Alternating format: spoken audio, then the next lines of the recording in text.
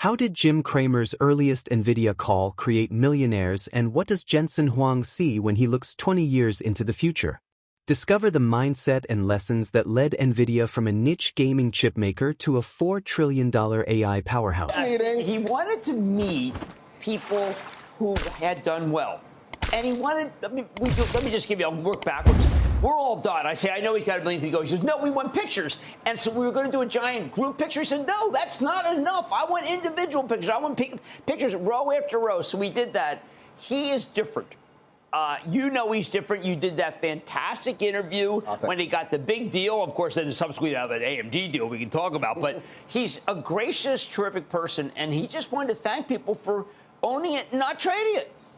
You've also said that about Apple, Jim, True. but you don't give advice based on how nice the CEO is. No, that's true. Right? And you talk about that in the book, how, you don't get attached to management. You react to what the stock is actually telling you. Right. What was special about Nvidia? What's your advice on how to identify some of these breakout names that are going to be a covering for some of the mistakes that every investor makes? Well, a lot of times what you want to do is you want to gauge the perception versus the misperception. For instance, I thought that Nvidia was a gaming chip company, and then I went to the Audi showroom. This now, I don't know, 12 years ago, and I saw these technological marvels.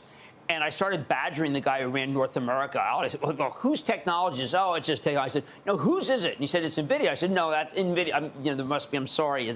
That's a gaming chip company. He goes, actually, no. You should be correct. You've got to be corrected here. It is a company that has tremendous chips that are also in gaming. And that got me thinking, now, wait a second. Here's a company that I regard as being one of the technological marvel auto company, and they are endorsing a company.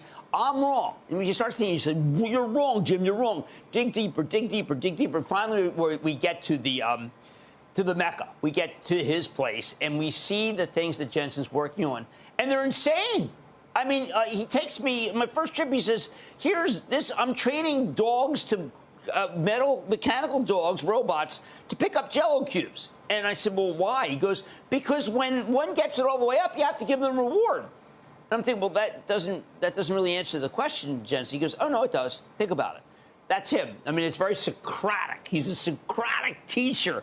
And you started realizing maybe I'm just in the presence of someone very different who's got a view 20 years ahead. And he would tell you, we spoke about that, the idea it's easier to have a view 20 years ahead than it is to have 2 quarters ahead. Jim, it's Morgan. First of all, congratulations on the amazing investor club meeting today. Oh, thank you, Morgan. And on the book as well. And just given this idea of how to make money in any market, given the fact that AI is dominating the market right now, I wonder how you would categorize this market, especially as we've had a lot of folks on our air who have been debating whether we're inflating another bubble or not. Well, look, I think that you have to have trust in the actual stock market. Now, you list these people who say it's a bubble, but you want to be in. So don't buy all at once. I mean, the people who bought aggressively at 940 this morning are now your enemy. They are trying to figure out what they did wrong. They want to get out before the next billionaire comes on air and says it's a bubble. They are just really bad holders, and that's who's going to dominate some of these stocks for a couple of days because of what happened today. But, Morgan, I always look at it and I say, do you believe in the company? If you don't believe in the company, you just believed in the trajectory of the stock, then you're going to go. You're going to get blown out. Better to be blown out now than be blown out later. But if you actually believed, if you actually read up about, say, what Jensen's doing and realized that, it's a $4 trillion company, that no one thought it could ever be a $1 trillion company, well, then it should take solace in the fact that it did get there and it can go higher. So what I would tell people is, do you know what you own? Because if you don't know what you own, you just think you owned a hot nuclear stock. It may cool for a couple of days, and it'll shake you out. And that's what you need to be worried about, is how badly you're going to take a hit because you didn't know what you bought in the first place.